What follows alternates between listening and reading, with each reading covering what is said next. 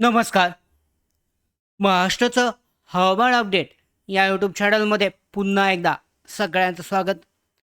उद्या म्हणजेच 20 जूनला महाराष्ट्रामधल्या कोणकोणत्या भागांमध्ये पाऊस होऊ शकतो, सॅटेलाईट इमेज जर पाहिली तर यामध्ये कशा पद्धतीचं वातावरण असेल, त्याचबरोबर त्याच्यानंतरनं पाऊस हा कोणत्या तारखेपासून सक्रिय म्हणजेच चालू सततचा पाऊस जो आहे हा सुरू होईल, या संदर्भात महत्त्वाचे अपडेट आजच्या व्हिडिओमध्ये पाहूयात. तत्पूर्वी नवीन असाल महाराष्ट्राचं हवामान अपडेट तर या यूट्यूब चॅनलला सबस्क्राईब करा. त्याचबरोबर बेल आयकॉनला सुद्धा क्लिक करा. तर सगळ्यात अगोदर महत्त्वाची गोष्ट म्हणजे महाराष्ट्रातील 20 जूनची जी हवामान आहे हे कसं असेल, कोणकोणत्या भागामध्ये पाऊस पडेल, कोणकोणते जिल्हे अद्यापही कोरडे राहतील, कोणकोणत्या भागांना उष्णतेचा इशारा देण्यात आला आहे, ही माहिती पाहूयात. सगळ्यात अगोदर तुमच्यासमोर हे सॅटेलाईट इमेज जर तुम्ही पाहिलेत तर बंगालच्या उपसागरामध्ये या भागामध्ये जे आहे प्रणाली सध्या सक्रिय आहे आणि या कारणामुळे पाऊस जो आहे उत्तर यामध्ये पाहिलं तर आंध्र प्रदेश असेल, त्याचबरोबर यामध्ये जर पाहिलं भुवनेश्वर, कटक, उडिशा जो आहे, याचबरोबर मध्य प्रदेशच्या भागामध्ये सुद्धा ढग जे आहेत पावसाचे ढग हे दिसून येत आहेत. त्याचबरोबर यामध्ये पाहिलं तर विदर्भामध्ये नागपूरच्या भागामध्ये, त्याचबरोबर गडचिरोली, गोंदिया या जिल्ह्यांमध्ये सुद्धा पावसाचे ढग दिसून येत आहेत. मात्र तो मध्यम ते हलक्या स्वरूपाचा पाऊस या भागांमध्ये पाहायला मिळतोय. त्याचवेळी बाकीचा जो संपूर्ण महाराष्ट्र आहे हा पूर्णपणे कोरडा दिसतोय. फक्त पुणे या भागामध्ये थोड्या प्रमाणावर ढग दिसत आहेत. मात्र पावसाची त्या ठिकाणी अपेक्षा आज झालेली नाही आहे. 19 तारीख आजच्या दिवशीची ही लाईव्ह सॅटेलाईट इमेज जर पाहिली तर अशा पद्धतीची स्थिती आहे. मात्र चांगली गोष्ट अशी आहे की यामध्ये अरबी समुद्रामध्ये कोणतीही प्रणाली सध्या नाही आहे. पूर्णपणे वातावरण जे आहे हे क्लिअर दिसतंय. मात्र त्याच वेळेला बंगालच्या उपसागरामध्ये वादळी प्रणाली जी आहे ही तयार होते आणि याचा परिणाम महाराष्ट्राच्या वातावरणावर होण्याची शक्यता आहे. पुढे 2 ते 3 दिवसामध्ये हवामानामध्ये चांगला बदल हा घडताना दिसून येईल. तर सर्वप्रथम पाहिलं तर पाहू शकता पुन्हा एकदा बंगालच्या उपसागरामध्ये सध्या सायक्लॉनिक सर्क्युलेशन जे आहे, चक्रीवादळाचं सर्क्युलेशन, हे सध्या दाब जो आहे हा सक्रिय आहे. त्यामुळे महाराष्ट्राच्या काही भागांमध्ये वातावरण बदल हा दिसत आहे. मात्र राज्यभर जोरदार पावसाची शक्यता आज तरी कमी दिसते. सॅटेलाईट इमेजनुसार अहमदनगर वरती पाहिलं असेल तुम्ही, त्यानुसार जळगाव, धुळे, बुलढाणा, वाशिम, हिंगोली आणि छत्रपती संभाजीनगरमध्ये काही भागांमध्ये हलके ढग जे आहे हे दिसत आहेत आणि हे ढग जास्त मोठे नसल्यामुळे मुसळधार पावसाची शक्यता कमी आहे. दुसरीकडे गडचिरोली, चंद्रपूर आणि गोंदिया परिसरामध्ये काही ठिकाणी मेघगर्जनेसह हलका पाऊस झाला असून पुढे स्थानिक स्वरूपाचा पाऊस जो आहे हा पडू शकतो. सगळ्यात महत्त्वाची गोष्ट, उद्या म्हणजेच 20 जून कोणकोणत्या जिल्ह्यांमध्ये ढगाळ वातावरण राहण्याची शक्यता आहे. त्याचबरोबर रेग्युलर पाऊस कधीपासून सुरू होईल हे पाहूयात. सध्याची जर इमेज पाहिलीत तुम्ही तर ही ECMWF अंतर्गत जी इमेज आहे मॉडेलनी दर्शवलेलं आहे. या भागांमध्ये हलका ते मध्यम स्वरूपाचा पाऊस हा पाहायला मिळतोय. या भाग जर पाहिला तुम्ही पाहू शकता किनारपट्टी भाग हा अद्यापही कोरडाच पाहायला मिळतोय.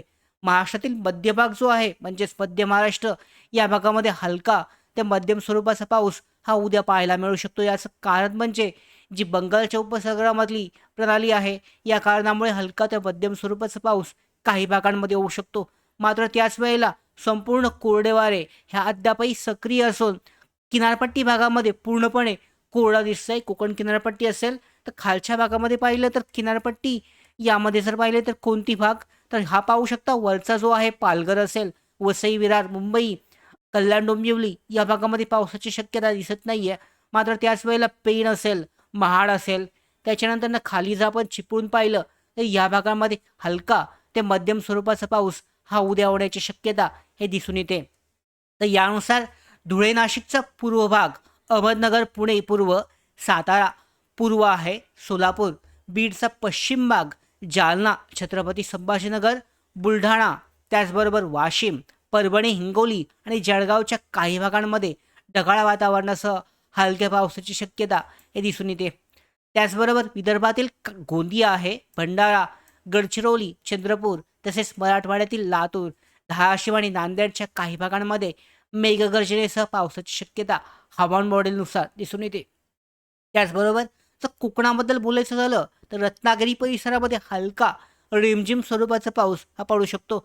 मात्र उद्यासुद्धा कोकणामध्ये मोठ्या प्रमाणावर पावसाची शक्यता सध्या तरी दिसत नाहीये. तर आता मोठा प्रश्न आहे, की सगळ्यात चांगला पाऊस हा कधीपासून सुरू होऊ शकतो? तर या अगोदर सुद्धा मागच्या व्हिडिओमध्ये सांगितलं होतं, त्यानुसार 22 जूनपासून पाऊस जो आहे, हा चांगल्या स्वरूपाचा पाऊस हा पाहायला मिळू शकतो.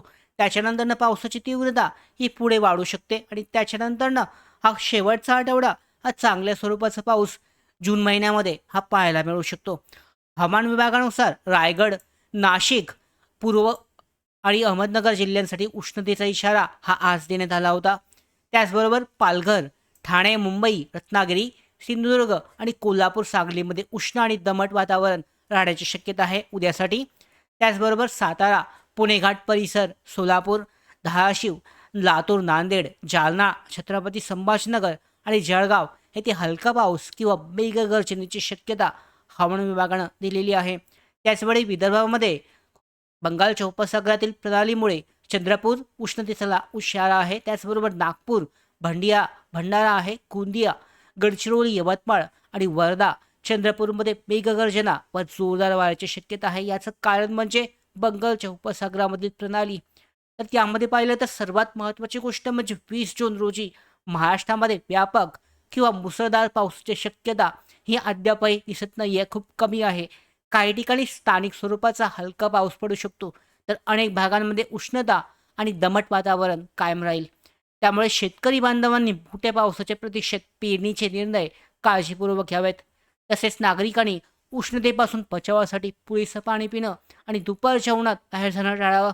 तर अशा पद्धतीने सध्याची जर स्थिती पाहिलीत तर सगळ्यात महत्त्वाची गोष्ट म्हणजे 22 तारखेपासूनच चांगला पाऊस हा राज्यामध्ये सर्वदूर व्यापक स्वरूपाचा पाऊस हा पाहायला मिळू शकतो. तोपर्यंत तरी 2 दिवस तरी अजूनपर्यंत म्हणजे पुढचे 2 दिवस तरी सगळ्या नागरिकांना अजूनही वाट पाहावी लागणार आहे. शेतकरी बांधवांना प्रतीक्षा करावी लागणार आहे. पुढचं वातावरण कसं असेल, त्याच्यानंतरनं पुढची जी प्रणाली कशी बनते, हवामानामध्ये कसे बदल होत आहेत, या सगळ्या महत्त्वाच्या अपडेट येण्यासाठी महाराष्ट्राचं हवामान अपडेट या यूट्यूब चॅनलला सबस्क्राईब करा. धन्यवाद.